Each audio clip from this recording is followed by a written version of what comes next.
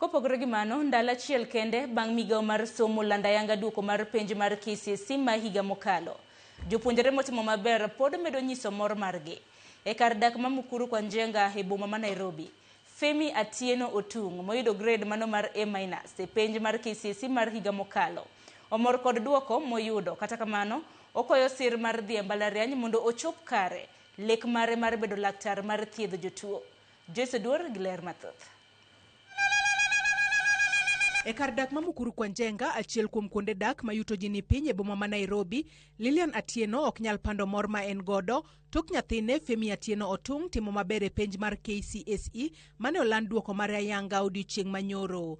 Femi en achiel kuom jopuonjre ma oyudo grade mar A- e penj mar KCSE ma higa mokalo. Okay, hiyo exam ilikuwa challenging at first, but venye niliona nilishukuru Mungu kenye amenipea, and I was able to score a grade of A- of 78 points.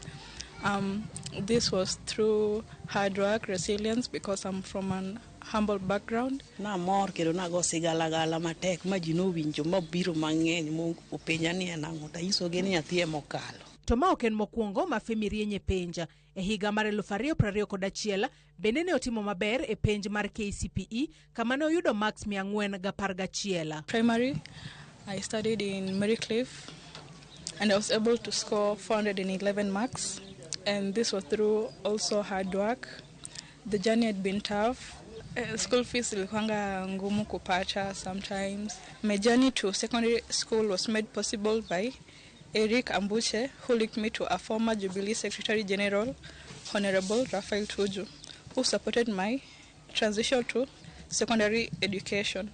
I am deeply grateful. Kaka achiel kuom nyithindo ma odak e kar dak ma yuto ji ni piny ma Mukuru kwa Njenga, wuodhe mar somo ok osebedo mayot ni mar en nyathi kich, kendo min mare kende ema osebedo kanyagore mondo ne ni odhi mbele gi sombe. Life imekuwa ngumu juu most of the time una struggle kupata food, una struggle kupata nguo ya kuvaa kila siku, kupata maji juu sometimes maji huwa inapotea.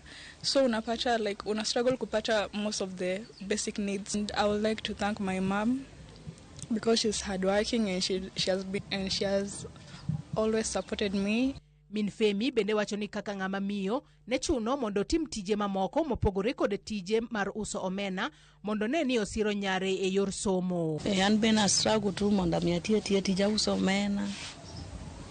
Samoro ng'ato luonga luoko ne kamano to was struggle to adhiya. Femi nyathina to riek kendo natemo nyise ni nyathina kata onge gimoro samoro dwaro shopping taonge ko. Isini mam dia kata gi tissue kata gi sabun dia in soma matek mondo ambi gola shida mantiere. Ng'ama no mako lwetwa ne en Raphael Tuju. Ende mano isa na ter nyathi e school machopo matere magocho ne manyise na sechopo sent Mboni Girls. To isa ni beda matin tutaongea. Ndiye amesaidia Femi mpaka sasa. Femi wacho ni lek mare maduong' koro en bedo laktar mondo bi okony jodak ma Mukuru kwa Njenga. Today, I humbly appeal for support to pursue my dream of studying medicine in any recognized local or international university. With the right opportunity, I am determined to serve humanity, especially communities like Mukuru. My story is proof that talent exists everywhere, but opportunity does not. Joyce Duor, Ramogi TV, Nairobi. Wuoro ma jahigni 50 gi wuode ma jahigni 19 e kaunti ma Homa Bay